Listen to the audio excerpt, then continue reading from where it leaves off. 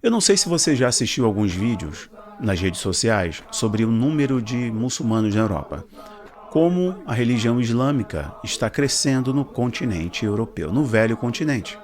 Continente que foi berço da reforma. Não sei se você também já assistiu meus outros vídeos em que falo sobre a secularização da fé, a fé cristã europeia, o crescimento do ateísmo, assim como o crescimento de outras matrizes.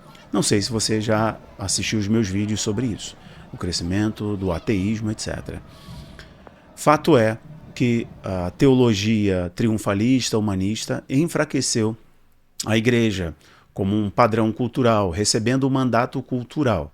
Eu não sei se você lembra de Gênesis capítulo 1, versículo 28, em que há um mandato cultural, uma ordem cultural, uma ordem de dominação, uma ordem de expansão, né? E após o pecado, o homem ficou privado de muitas coisas, separado de Deus principalmente. E o jardim, que era um modelo a se expandir para o mundo, o jardim se escondeu. Mas nós sabemos que quando o Senhor Jesus voltar, durante o seu reino, as nações, inclusive, vão se alimentar das folhas da árvore que estará plantada no jardim. O modelo que foi escondido será revelado, está sendo revelado aos filhos de Deus, correto? Aqueles que já nasceram de novo, Efésios capítulo 2, estavam mortos por causa do poder do pecado, mas através da fé no sacrifício de Cristo, eles nasceram espiritualmente e se tornaram filhos de Deus. Nós nascemos espiritualmente, nascemos de novo, estamos assentados na região celestiais com Cristo, né? Mas nós sabemos muito bem que há uma ordem, há um mandato para a igreja espalhar novamente um modelo, que é o modelo do evangelho do reino. Então é uma novidade, que é a novidade do reino que será estabelecido na terra. Então essa missão está conosco. Só que quando nós nos tornamos hipócritas, construímos uma teologia hipócrita, onde a pessoa olha para o discurso do pregador e ele está com um Rolex de quase 200 mil no pulso, está com um tênis de 50, 60 mil reais, e do lado tem uma pinguela, tem uma favela, as pessoas passam fome, e ele diz que ele é um homem de Deus abençoado e próspero, e quem está do lado é dominado pelo diabo, as pessoas veem que isso é pura hipocrisia, discurso triunfalista, baboseira, groselha. E o que acontece? O diabo vence essa batalha, induzindo falsos pregadores aos púlpitos, falsas teologias e distanciando os perdidos do evangelho genuíno, né? Então, vejam, o que aconteceu na Europa, que eu vou mostrar para vocês aqui 2 vídeos, eu quero que vocês reajam, vocês percebam a grandeza dessas realidades, para que a gente consiga corrigir a nossa rota, né? E eu estou falando, me colocando nessa situação, não estou com alegações, né, de virtude, que eu sou bom, sou o grande teólogo, o grande pastor, e os outros não. Não, eu estou me incluindo, né, porque a gente precisa ter cuidado para não cair.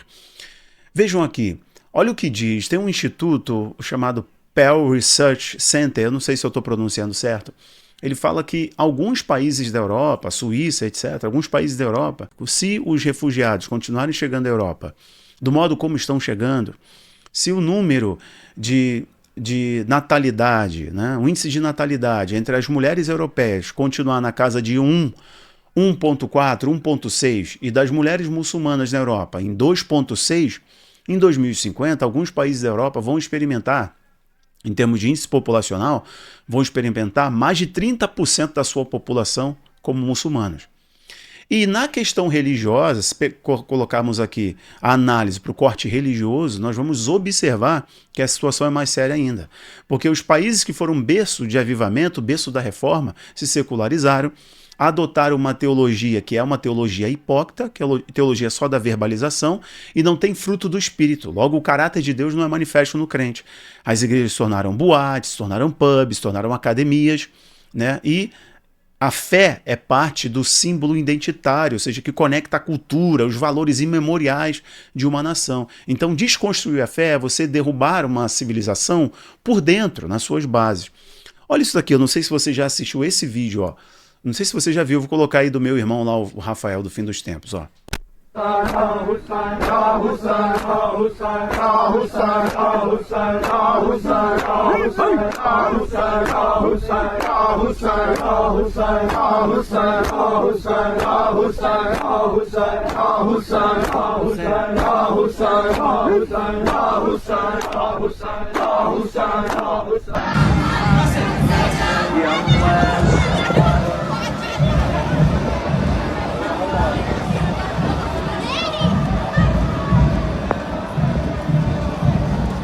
Eu não sei se você já viu isso, provavelmente já viu muitos. Eu poderia colocar muitos outros vídeos aqui, muitos outros. Isso de fato é em Londres, isso acontece e isso aconteceu. Está ali atrás a palma de Fátima, né? Que é um dos símbolos do Islã, né? Filha de Maomé. Isso está se repetindo. Então vejam, a Europa, que deveria se orgulhar da sua identidade, da sua história, mas eles venderam a sua história propositalmente. Isso é uma estratégia. É uma estratégia clara, né? Uma estratégia muito clara. Então, para quem o mundo está sendo preparado, né?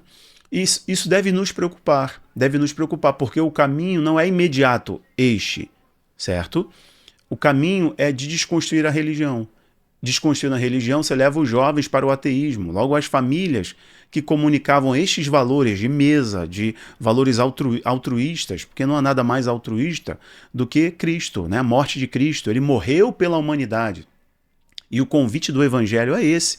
Do Evangelho é a renúncia, é se negar. Tiago vai dizer que a religião verdadeira que agrada o nosso Pai Celestial, visitar os órfãos, socorrer as viúvas, socorrer os órfãos, as viúvas e evitar a corrupção, certo? Então, isso é o que agrada ao nosso Pai Celestial. Então, o Evangelho é sinônimo de se entregar. O Senhor Jesus disse, olha, aquele que quiser me seguir, negue-se a si mesmo, tome a sua cruz a cada dia e vem. Então, o Evangelho, ele é por si só esse convite à renúncia. Ele é esse convite a você ganha quando você perde. Mais bem-aventurado aquele é dar do que receber. Então, quando a gente entrega a vida por uma causa maior, recebemos valores eternos. E é isso que o Evangelho comunica. Então, quando os jovens não se identificam mais, é porque dentro de casa já perdeu o valor, certo? Quando eles não entram mais na igreja, é porque já perdeu o sentido, não se comunica mais, ok? E essa apropriação cultural também passa pela religião, e no caso do Islã, é mais forte ainda. Olha o outro lado, veja o outro lado, que eu queria mostrar para vocês no segundo vídeo. Vejam o outro lado, para entenderem como isso é importante. O poder da oração, da evangelização, da obra missionária, o poder da oração da igreja. Olha isso aqui, o testemunho que eu vou mostrar para vocês, de um jovem, o nome dele é até curioso, chamado Mehdi, né? Olha o que ele diz sobre a oração e o recado que ele dá para a igreja do Brasil. Olha isso aí, ó. Meu nome é Mehdi e meu nome significa aquele que estava na escuridão e viu a luz. Sou filho mais velho de um líder religioso político e Senhor Jesus salvou minha vida por algo sobrenatural dele. Numa época da minha vida, foi obrigado por minha família para fazer um seminário de teologia do islamismo. E no segundo ano do seminário, Senhor Jesus usou um líder religioso para me dar uma tema do TCC. E foi comparação sobre Bíblia e o Corão. E através daquela comparação, Senhor Jesus salvou minha vida. E rendeu ao Senhor, talvez através de sua oração. Talvez gente não receber relatos, notícias, o que está acontecendo. Talvez você receba aquele folhetinho, aquele livrinho de 30 dias da oração. Muitas igrejas não levam a sério. Meus irmãos, eu quero encorajar vocês, oram por povo muçulmanos, porque hoje, no século XXI, o movimento que acontece entre o povo muçulmano, os movimentos de conversões não são uma conversão, não são duas conversões, centenas dos muçulmanos se rendem ao Senhor. Talvez através de sua oração. Quero encorajar vocês, oram por povo muçulmano, pois nós somos resposta das orações de vocês. E aí que tá. Perceberam? Eu não quero ser saudosista, deslocado da realidade e tampouco ficar aqui me posando daquele pastor velho que nada do moderno serve. Pelo contrário, eu gosto muito da modernidade, tecnologia e devemos utilizar tudo que estiver dentro das 7 esferas de governo para obedecermos ao mandato, à ordem de Deus, ok? Então, perfeito. Tudo que tiver ao nosso alcance, na economia, na arte, no entretenimento, na religião, na política, nós vamos usar para pregar a Cristo, a salvação e o arrependimento. Ok, perfeito. Só que o modelo adotado é o modelo do acastelamento, do empoderamento da igreja, do empoderamento pastoral, da beleza da igreja, do ambiente confortável. Tudo isso é maravilhoso, só que dissociou-se dos cultos missionários, da escola bíblica, da oração, da devoção, da simplicidade, de comunicar esses valores maiores, de enviar missionários, de apoiar a obra missionária. Então, essas são as bases. É o que eu estou falando para vocês. São as coisas que sustentam. A oração, veja como ele está dizendo, olha, por favor, continue com a oração, os propósitos de oração, 30 dias de oração, continue. É muito importante. E eu falo para vocês, ele chegou a citar centenas, mas eu tenho informações de que alguns lugares são milhares. Há um avivamento acontecendo na África, senhoras e senhores. Há um avivamento acontecendo na África, mesmo em meio a toda a perseguição desse povo. Muitos irmãos se vão por causa do amor a Cristo, por causa do Evangelho. Mas há um avivamento acontecendo em zonas de perseguição. Esse é o modelo de Deus. É o modelo de Deus, né? É o crisol que purifica o ouro. É o fogo que refina o ouro, né? O crisol que purifica a prata. É isso, é o fogo, as provações, como Paulo escreveu, como João escreveu, os irmãos de muitas provações. Os apóstolos tinham consciência disso. O período da Contra-Reforma, que foi um período muito sombrio da história da humanidade, em que a Igreja Católica perseguiu os protestantes, este período foi o período que a Igreja mais cresceu. O período da perseguição na Igreja primitiva foi o período de maior expansão da Igreja. E o período mais sombrio foi quando a Igreja se fundiu com o Estado, certo? Quando pegou o glamour do clero. Foi o período mais sombrio de estagnação espiritual, de imoralidade espiritual, inclusive, de queda teológica.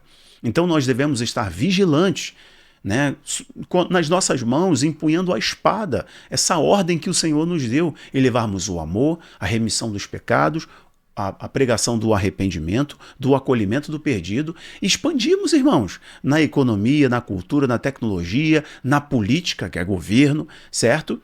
Utilizando a fé. Essa é uma ordem que o Senhor nos deu. Não existe espaço vazio. Então, se a gente não preencher, o outro lado preenche. Entende? Então, pelo aspecto cultural, identitário, certo? Ou pelo aspecto fé, né, religioso, bíblico, ordem divina, nós temos uma missão.